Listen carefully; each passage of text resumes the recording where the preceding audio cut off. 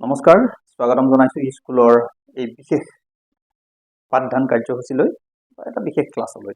মই হৃদয় আনন্দ শৰ্মা। আজি এটা ব্যতিক্ৰমী বিষয়ত কথা পাতিম। অৱশ্যে আমাৰ ভাষা চৰ্চা যিটো ছিৰিজ, তাত আমি বিভিন্ন ধৰণৰ এনেকুৱা শব্দ যিবিলাক আমি প্ৰায়ে ভুল কৰোঁ তাৰ আলোচনা কৰি আছোঁ, কিন্তু আজি অকণমান দীঘলীয়া হ'ব আলোচনাটো।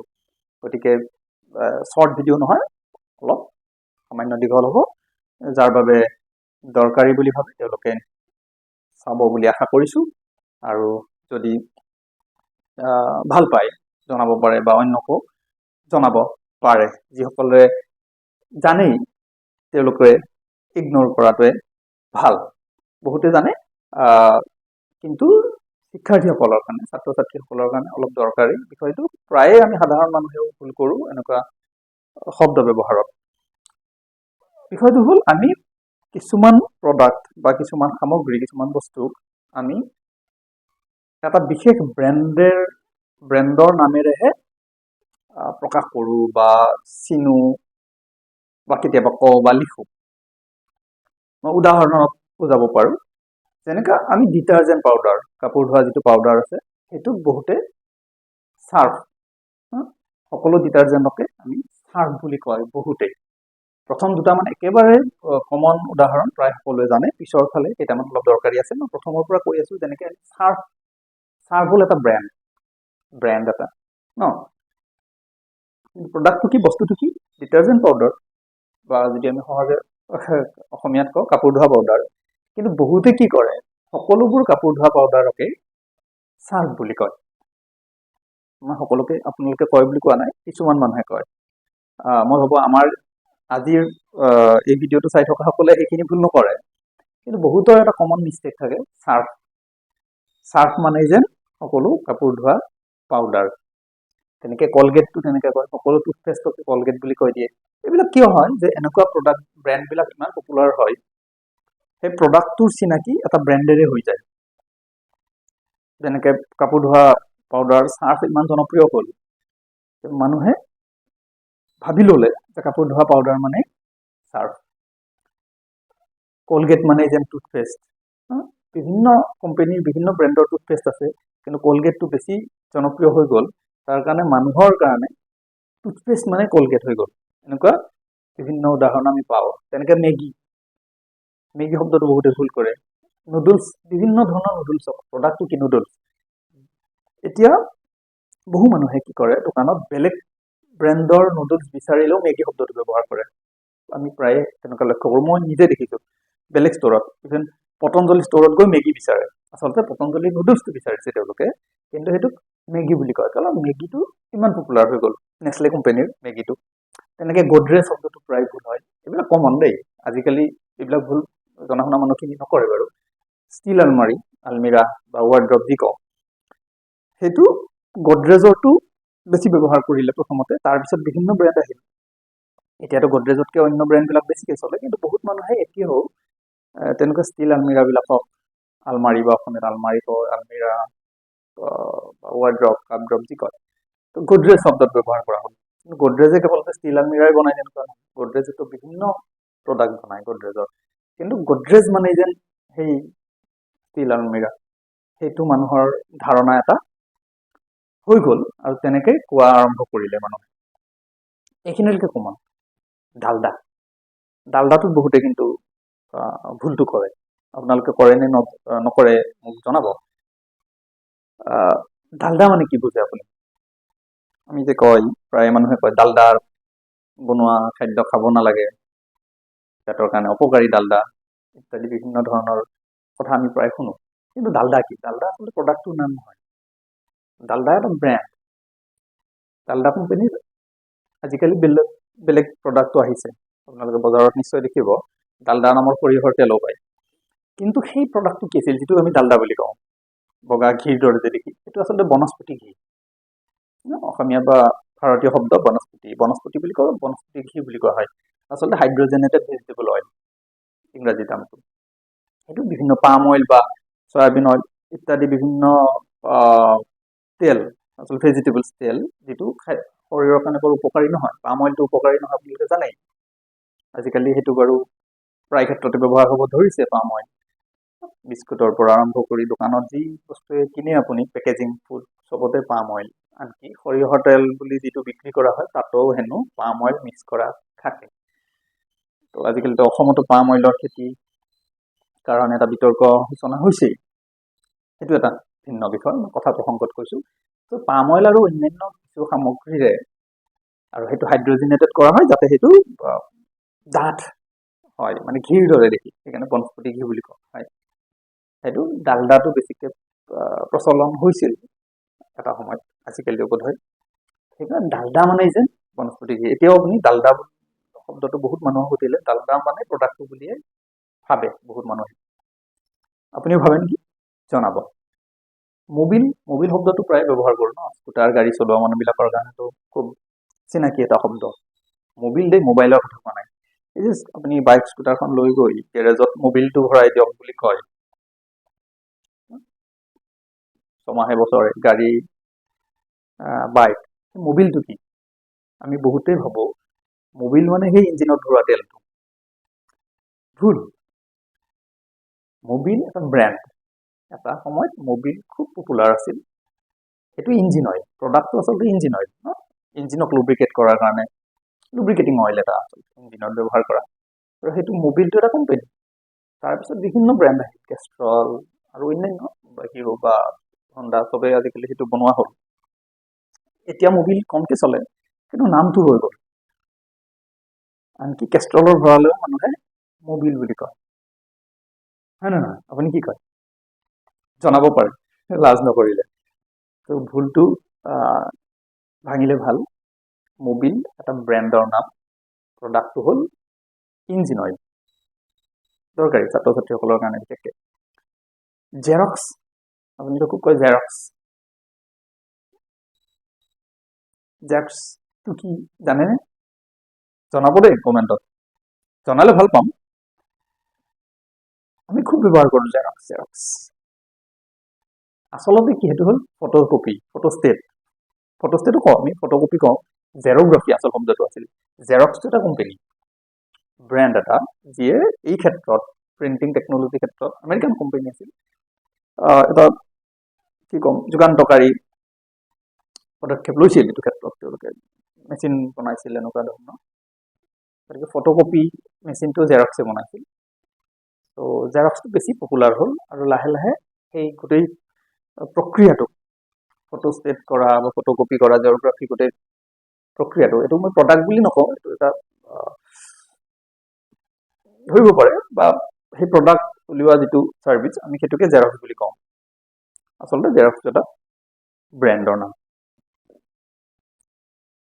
যিসকলে নাজানে আজি অন্তত জানি ভাল পাব বুলিয়ে মই আশা কৰিছোঁ। জেচিবি মানে কি বুজে আপুনি? খুব ব্যৱহাৰ ন, আমিতো আজিকালি বিভিন্ন ক্ষেত্ৰত জেচিবিৰ কাম দেখা পাওঁ। মাটি খন্দাৰ পৰা আৰম্ভ কৰি ঘৰ ভঙালৈকে, উচ্ছেদ অভিযানত বা অন্যান্য যিকোনো কামতে আমি জেচিবি দেখি থাকোঁ। জেচিবি এটা কোম্পানীৰ নাম। গাড়ীখনৰ নাম এক্সকেভেটৰ।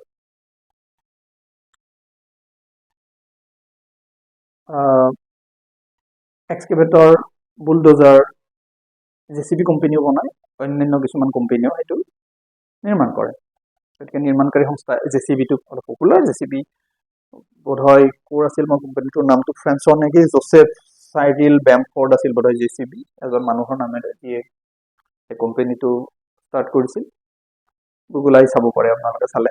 মই কেৱল আজি নামটোৰ বিষয়েহে কৈছোঁ। গাড়ীখনৰ নাম জেচিবি নহয়, জেচিবি এটা ব্ৰেণ্ড, এটা কোম্পানীৰ নাম। গাড়ীখন এক্সকেভেটৰ বা বুলডোজাৰ। অৱশ্যে প্ৰসংগক্ৰমে কথাটো কৈ দিছোঁ, এক্সকেভেটৰ আৰু বুলডোজাৰ দুটা বেলেগ বেলেগ গাড়ী। আমি সেইটোক লৈ অলপ কনফিউজন আছে আৰু কেতিয়াবা ভুলকৈ ব্যৱহাৰ কৰা হয়। চৰকাৰী আৰু সাংবাদিকসকলেও কেতিয়াবা এই উচ্ছেদ অভিযানত আমি বুলডোজাৰ লগাই ভাঙি দিয়া বুলি নিউজ পাওঁ। সদায় যে বুলডোজাৰ লগাই তেনেকুৱা নহয়, ভঙা কাৰ্যটোত এক্সকেভেটৰ লগা হয়, মাটি খান্দিবলৈ এক্সকেভেটৰ লগা হয়, চাফা কৰিবলৈ সমান কৰিবলৈ বুলডোজাৰ ল'ব লাগে। গতিকে ঘৰ ভঙা কাৰ্যত বুলডোজাৰতকৈ বোধ হয় এক্সকেভেটৰৰ কাম বেছি। আমি সেইটো অকণমান বুজি পালে ভাল। যি হওক, এক্সকেভেটৰ বুলডোজাৰ আমাৰ বিষয় নহয়। আমাৰ বিষয় হ'ল গাড়ীখনৰ নাম জেচিবি নহয়, জেচিবি এটা ব্ৰেণ্ড। টাটায়ো বনায় এক্সকেভেটৰ, হেণ্ডাই বা হুণ্ডাই বুলি যিটো কওঁ সেইটোৱে তেওঁলোকে বনায়, ভলভো কোম্পানী বনায়, বিভিন্ন ব্ৰেণ্ড আছে। অসমত অলপ জেচিবি বেছিকৈ চলে বোধ হয়। আজিকালি মই বেলেগ বেলেগ ব্ৰেণ্ডো দেখিছোঁ কোম্পানী জেচিবি, কিন্তু আমি জেচিবি বুলি কওঁ। তেনেকে হেণ্ডিকেম, নতুন প্ৰজন্মৰ বৰ বেছি চিনাকি নহয় শব্দটো, জেনজিসকলৰ বাবে নহয়। আমাৰ দৰে পুৰণা চামৰ কাৰণে এটা চিনাকি নাম আছিল হেণ্ডিকেম, বা আমাৰ আগৰখিনিৰ কাৰণে। সৰু কেমেৰা হাতত লৈ লৈ কৰিব পৰা ভিডিঅ' কেমেৰা এটা আছিল। ঠিক প্ৰফেশ্যনেল ভিডিঅ' কেমেৰাবিলাক নহয়, আজিকালি তাৰে ব্যৱহাৰ কমি গ'ল। আগতে প্ৰায় মানুহৰ নিজৰ ব্যক্তিগত কামত, পিকনিকত যোৱাতে হওক, ঘৰত বাৰ্থডে বিয়া চবতে হেণ্ডিকেম বুলি যিটো কয় সেইটোৱে ভিডিঅ' কৰিছিল। আমি প্ৰায় দেখিছিলোঁ। তো খুব পপুলাৰ হৈ গ'ল হেণ্ডিকেম। সৰু কেমেৰা দেই, হাততে ল'ব পাৰি। আচলতে কেমেৰাটো হেণ্ডিকেম নহয়, হেণ্ডিকেম হ'ল ছনীৰ এটা ব্ৰেণ্ড নেম। কেমেৰাটো কেম কৰ্ডাৰ, সৰু কেমেৰাবিলাক যে কেমেৰা প্লাছ ৰেকৰ্ডাৰ লগ লগাই কেম কৰ্ডাৰ হৈছে সন্ধি হৈ। তো কেম কৰ্ডাৰ, কিন্তু আমি কেম কৰ্ডাৰ শব্দটো ব্যৱহাৰ নকৰোঁ এইটো ক্ষেত্ৰত, বা নকৰিছিলোঁ। আমি হেণ্ডিকেম বুলি কৈছিলোঁ, কাৰণ ছনীৰ হেণ্ডিকেম যিটো ব্ৰেণ্ড আছিল কেম কৰ্ডাৰৰ, সেইটো ইমান পপুলাৰ হ'ল, প্ৰথম তেওঁলোকেই বেছি কনজিউমাৰ লেভেলত সেইটো আনিলে। তাৰপিছত বেলেগ যিকোনো ব্ৰেণ্ডৰ অন্য কোম্পানীৰ পেনাছনিক বা কেনন, তেওঁলোকেও সৰু সৰু কেমকৰ্ডাৰ মাৰ্কেটত দিছিল। কিন্তু হেণ্ডিকেম শব্দটো মানে বজাৰখন এনেকৈ দখল কৰিলে বা মানুহৰ মনত এনেকৈ সোমাই গ'ল, কেমকৰ্ডাৰক হেণ্ডিকেম বুলি কোৱা হ'লো। স্কুটি আৰু স্কুটাৰ, এইটোতো কৈ কৈ ভাগৰি গৈছোঁ মই। আগতে মই দুবাৰমান ভিডিঅ' বনাইছোঁ এইটোক লৈ। স্কুটি হ'ল এটা ব্ৰেণ্ড, টিভিএছৰ এই গিয়াৰলেছ স্কুটাৰবিলাকক, স্কুটাৰ এটা বিশেষ ব্ৰেণ্ড বা মডেল হ'ল স্কুটি। টিভিএছৰ বেলেগ বেলেগ মডেল আছে, স্কুটি এটা মডেল, এতিয়াও আছে স্কুটি পেপ নামৰ এটা মডেল। বাহনখনৰ নাম স্কুটি, স্কুটাৰ। সেইটো মই কৈছোঁ, সেইটো চৰকাৰেও ভুল কৰে, মন্ত্ৰীসকলেও ভুল কৰে, সাংবাদিকসকলে এতিয়াও ভুল কৰিয়ে আছে। সেইটো যে মেট্ৰিকত দিয়া বুলি কয়, মেট্ৰিক হায়াৰ ছেকেণ্ডেৰীত ছোৱালীবিলাকক ল'ৰাকো দিয়া হৈছে ন, স্কুটি দিয়া বুলি আমি নিউজ এটা পাওঁ। স্কুটি নিদিয়ে নহয়, স্কুটাৰ দিয়ে। আৰু সেইটো টিভিএছৰ স্কুটিখনো নিদিয়ে, কিন্তু হিৰোৰ প্লেজাৰখন দিয়ে। গতিকে এইবিলাক সৰু সৰু ভুল কিন্তু শুধৰাবৰ হৈছে। এইবিলাক বৰ চকুত লগা আৰু দেখি বেয়া লগা ভুল, শুনি বেয়া লগা ভুল। স্কুটি পপুলাৰ হ'ল ঠিকে আছে, কিন্তু এতিয়া আমি এক্টিভাখনকো স্কুটি বুলি কৈ দিয়ে কিছুমানে, প্লেজাৰখনো স্কুটি হ'ল, বা তেনেকুৱা গিয়াৰলেছ যিবিলাক স্কুটাৰ। বহুতে ভাবিলে আগতে যিহেতু গিয়াৰৰ স্কুটাৰ আছিল ন, বাজাজ বা আগৰ যিবিলাক যিয়ে দেখিছে মনত আছে, আজিকালি নোহোৱাই হ'ল। তো সেইবিলাকক স্কুটাৰ বুলি ভাবিছিল। আৰু যেতিয়া গিয়াৰলেছ হৈ আহিল, সেইখিনিক যেন কিবা লিংগ পৰিৱৰ্তন কৰি দিয়া হ'ল। সেইখিনি মেল আছিল ন, আৰু এইখিনি ফেমিনিন হৈ গ'ল, ফিমেল হৈ গ'ল, স্কুটি হৈ গ'ল স্কুটাৰৰ পৰা। নহয়, তেওঁলোকে হয়তো ফেমিনিন নাম এটাৰ কাৰণে স্কুটি নামটো দিছিল টিভিএছে, কিন্তু এইটো ভুল। স্কুটাৰ গিয়াৰ নাথাকিলেও সেইটো স্কুটাৰে হয়। আপোনালোকে কাগজ পত্ৰত চাই ল'ব, স্কুটাৰখন কিনোতে যিবিলাক বুকলেট দিয়ে তাত স্কুটি শব্দটো নাথাকে, স্কুটাৰ বুলি থাকে। তো এনেকুৱা আমি বিভিন্ন, শেষত আৰু এটা আছে কৈ আছোঁ, মূল এইখিনিয়ে। আৰু কিবা যদি আপোনালোকৰ দৃষ্টিত বা মনত পৰে এনেকুৱা যিবিলাক শব্দ যাক আমি ব্ৰেণ্ডৰ নামটোকেই প্ৰডাক্টটোৰ নাম বা হয়তো গোটেই ছাৰ্ভিচটোৰ নামেৰে মানুহে চিনাকি হৈ উঠে, তেনেকুৱা কিবা শব্দ আপোনালোকৰ মনত পৰে নেকি কমেণ্টত জনাব পাৰে। দূৰদৰ্শন, মই শেষত আহিছোঁ। সৰুতে আমিও পাইছিলোঁ, বা এতিয়াও বোধহয় কাৰোবাক যদি কোনোবাই কয় টেলিভিশ্যন বা টিভিৰ অসমীয়া শব্দ কি, দূৰদৰ্শন বুলি কৈছিল। ৰেডিঅ'ৰ যেনেকৈ ৰেডিঅ'ৰ অসমীয়া কি, অনাতাঁৰজন এনেকৈ কয়। টিভিৰ অসমীয়া কি, দূৰদৰ্শন। কিন্তু আমি সেইটো কৰিব নোৱাৰোঁ। কিয় নোৱাৰোঁ? কাৰণ দূৰদৰ্শন নিজে এটা চেনেল, চৰকাৰৰ যিটো ন দূৰদৰ্শন, আমি জানো প্ৰচাৰ ভাৰতী জানদাৰত যিটো টিভি চেনেল DD, দূৰদৰ্শন। তো দূৰদৰ্শন নিজে এটা ব্ৰেণ্ড নেম হৈ গ'ল, এটা চেনেলৰ নাম হৈ গ'ল। গতিকে আমি টিভিৰ অসমীয়াকৰণ বা টিভিৰ প্ৰতিশব্দ অসমীয়াত আমি দূৰদৰ্শন শব্দটো লিখিব নোৱাৰোঁ বা নালাগে, নীতিগতভাৱে নালাগে। যিহেতু অন্য অসমীয়া শব্দ নাই, আমি টেলিভিশ্যন বা টিভিয়ে লিখিব লাগিব। আৰু মোৰ অনুৰোধ, ভাষাবিদসকলে তেনেকুৱা প্ৰতিশব্দ এটা বিচাৰিবৰ সময় আহিছে। যদি পাৰি ৰেডিঅ'ৰ যদি অসমীয়া শব্দ আছে অনাতাঁৰ, কাৰণ ৰেডিঅ'ৰ প্ৰচাৰ ভাৰতীৰ যিটো ৰেডিঅ' চেনেল সেইটোৰ নাম হ'ল আকাশবাণী। গতিকে সেইটোক লৈ আমাৰ কনফিউজনটো নাহে। ৰেডিঅ'ৰ অসমীয়া শব্দটো ঠিকে থাকিব, ৰেডিঅ' অনাতাঁৰ যন্ত্ৰ। যদিও আজিকালি আমি নিলিখোঁ, সেইটো এটা বেলেগ কথা। ৰেডিঅ' মানে ৰেডিঅ' লিখোঁ, টিভিয়ে লিখোঁ। যদি তথাপি কোনোবাই যদি বিচাৰে অসমীয়া শব্দ এটা লাগে, আমাক প্ৰতিশব্দ এটা লাগে টিভিৰ, তেতিয়াহ'লে আমাৰ হাতত নাই। ৰেডিঅ'ৰ আছে, টিভিৰ নাই, অন্য বহুতৰে নাই। তেনেকৈ কম্পিউটাৰৰ অসমীয়া শব্দ আমি ব্যৱহাৰ নকৰোঁ।